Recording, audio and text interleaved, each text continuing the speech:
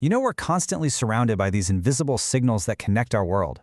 They link our phones, our headphones, even our bank cards. It's kind of like magic, right? It makes modern life so incredibly convenient. But what if that magic comes with some hidden risks? Well, that's exactly what we're going to break down right now. So, let's just get right to it. Let me ask you this. How safe are the signals you're using every single day?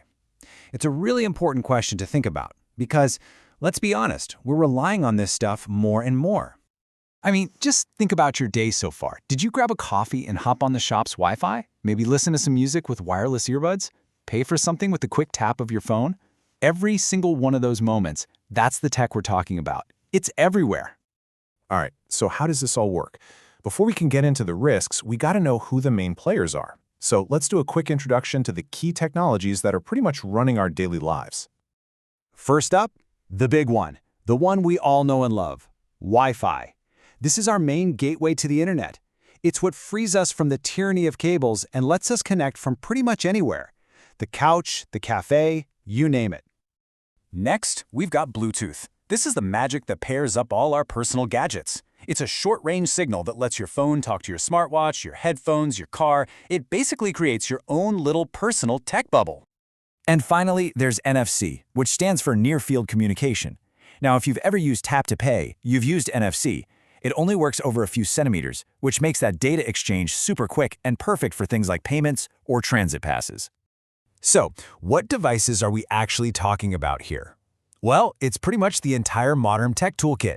Your laptop, your tablet, your phone for sure, but also all those wearable things we have on us all day, like smartwatches and fitness trackers.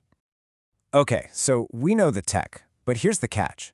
All of that amazing convenience has a flip side. Every single one of those wireless connections is a potential doorway for someone who might not have the best intentions. Our source material uses this great term, threat actors. It sounds like something out of a movie, but it's really just a term for the bad guys online. You know, hackers, identity thieves, real people who are actively looking for weak spots to get your information. So let's look at what they're trying to do.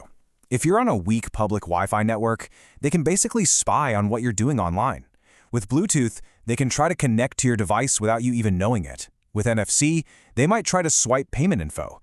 And get this, they can even use your device's unique MAC address, which is like a digital serial number, to track where you physically go.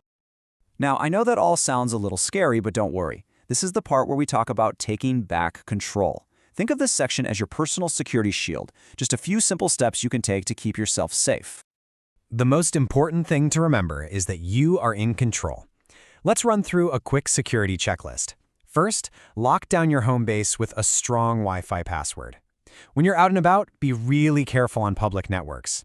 When you're paying with a tap, just be aware of who's around. And finally, check if your device has an option to randomize its MAC address. That's a great way to stop trackers. But honestly, here is the single most effective habit you can possibly build. This is a direct quote from our source, and it's absolutely golden. To minimize exposure, disable Wi-Fi, Bluetooth, and NFC when not in active use. Yep, it's really that simple. But look, the point of all this isn't to make you want to throw your phone in a river and go live in a cave. These technologies are amazing for a reason. So let's talk about finding the right balance between the risks and the very real rewards. It's all about making an informed choice, right? On the one hand, you've got the risks we just talked about, spying, data theft, tracking. But on the other hand, you have the incredible rewards, internet anywhere, all your devices connected, and paying for stuff in a split second. And that really is the key message here. The goal is not to disconnect from the world. It's about understanding how this stuff works so you can use these tools safely and intelligently. It's about connecting smarter. So as we start to wrap this up, if you remember just one thing, one single thing from this entire explainer, please let it be this next point. This is your key takeaway. It is this simple. If you are not actively using your Wi-Fi, your Bluetooth, or your NFC, just turn them off. This one little habit dramatically cuts down your risk, and it's the easiest, most powerful thing you can do. And that really brings us to the final thought. All of these tools are under your command. Your digital safety is literally in your hands. So now that you know the risks and the rewards, the question we want to leave you with is this: what's your next move going to be? Thanks for tuning in.